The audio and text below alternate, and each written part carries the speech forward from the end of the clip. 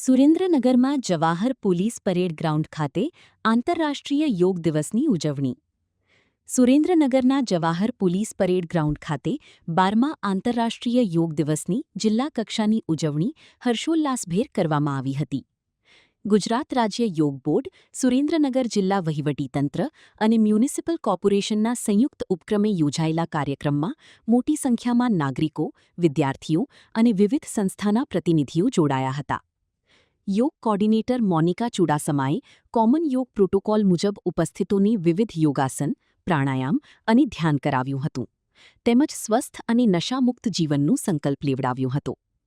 કાર્યક્રમમાં જિલ્લા collector GH Solanki, જિલ્લા વિકાસ અધિકારી KS Yagnik, municipal commissioner JK Jadav, જિલ્લા પોલીસ અધિક્ષક પ્રેમસુખ ડીલુ સહિતના અધિકારીઓ અને પદાધિકારીઓ ઉપસ્થિત રહ્યા હતા. શાળા કોલેજના વિદ્યાર્થીઓ સહિત મોટી સંખ્યામાં યોગપ્રેમીઓએ યોગાભ્યાસ કરી આંતરરાષ્ટ્રીય યોગ દિવસની ઉજવણીમાં ભાગ લીધો હતો.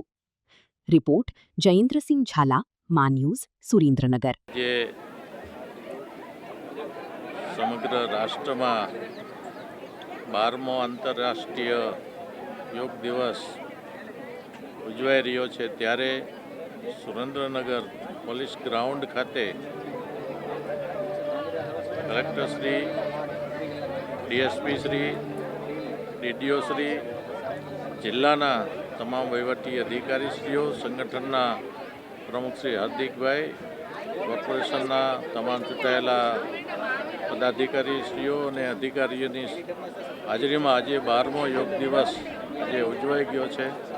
આ યોગ દિવસ આદરણીય વડાપ્રધાન નરેન્દ્રભાઈ આપણા જીવનમાં યોગનું કેટલું મહત્ત્વ છે અને યોગ દ્વારા તમારા જીવનને તમારા શારીરિક અને માનસિક તંદુરસ્ત રહી શકો એ માટે યોગ આપણા જીવનમાં અત્યંત જરૂરી છે.